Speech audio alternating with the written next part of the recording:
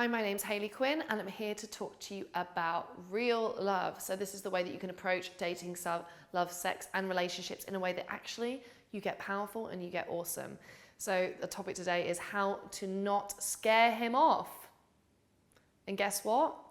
I think that topic is horrible. I think it teaches you completely the wrong message about how to engage with men. And honestly, if you are worried about scaring him off, this is why everything is screwing up in the first place.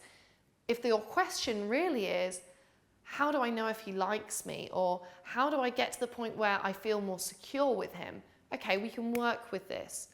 What we can't work with is the concept that by you being more authentic, by you being yourself, by you actually being able to open up to a man, that's going to send him running for the hills. Guess what? The guys that are going to be right for you have to support you and have to accept you in the emotional state that you are in. That's what relationships are built around, is trust, communication, and respect. So if you're constantly not saying the truth or what you're actually thinking and feeling because you're worried that he's going to not accept that, you're getting the whole thing the wrong way round. Love is not the job of you having to somehow not displease him. This is about you showing him powerfully who you are so you can work out whether you're a good connection for one another. And I absolutely I have a major problem with any piece of dating advice that tells you you're scaring someone off. What does that tell us about who we are and what we're about as women? That tells us that we're not good enough. That, oh, the poor man has to put up with us, and if we come on too strong or show our emotions or show our vulnerability, he's going to be repulsed by that. He's going to reject us. Excuse me, this isn't anything to do about love. That's to do with scammy marketing that's going to actually rob you of your power. So if you're afraid of scaring him off, we need to remove that thought today from your mind, and we're going to start to approach this completely differently. Okay, so what I'm really thinking that you're going on about here, if we peel all that away, is you're probably thinking, wow, I like somebody and I'm worried that this relationship isn't going to be the one, or it's not going to connect in the way that I want, or that actually when he gets to know me better, he's not going to like me as much. You know what? Romantic and intimate relationships, they can make you feel that way. They can make you feel a bit vulnerable and a bit exposed. And in fact, that's very, very normal, and it's very natural, and it's very human. What you need to know though, there's two things that we need to do here. We need to work out whether that feeling is the proportionate amount of feeling to how long you've known this guy, or whether we're getting lost in a bit of fantasy land. We also, after that, need you to accept how you feel and become better at communicating that to him. Okay, so let's think about this. When I say about proportionate, I have a problem where I work with lots of women and they might turn around and say to me, I've met this guy and he's perfect.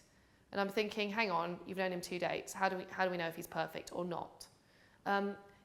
If you are noticing that you're getting caught up and you think this man is amazing, but really you've only known him a very short period of time, whilst I'm really happy that you are emotionally open enough to having a relationship, I need you to keep yourself in check here and make sure that you're not imagining everything that you think he could be to you. I need you to make sure that you're keeping your feet on the ground here. You're really listening to what he's actually communicating to you, and you're sticking within this reality especially. Okay, so just if you're getting that thing, literally, you can take your socks off and put your feet on the ground. Sometimes that helps. Then I want you to think, how much do I really know about him? You know, I don't really know him that well, so am I creating lots of beliefs about him? What are in his actual actions that's blowing my mind? And even if his actions are really good, I think to build effective trust in a relationship, we still need to get to know somebody over a period of time. So just kind of check yourself in with that. Then actually, if you want to be more expressive with him and talk about maybe that you feel nervous around him, or that actually he makes you feel a bit shy, or that you do like him, you know what? Give yourself permission to do that. If you think that you've balanced this off correctly in your mind and actually you do feel that way, then don't second guess yourself too much. Actually, get this, guys like vulnerability, and guys like women who are in touch with their femininity. So you don't have to worry about losing out on him. You need actually a partner who's going to, when you are feeling vulnerable or where you are being open about your emotions, you want to see them come towards you rather than go away from you.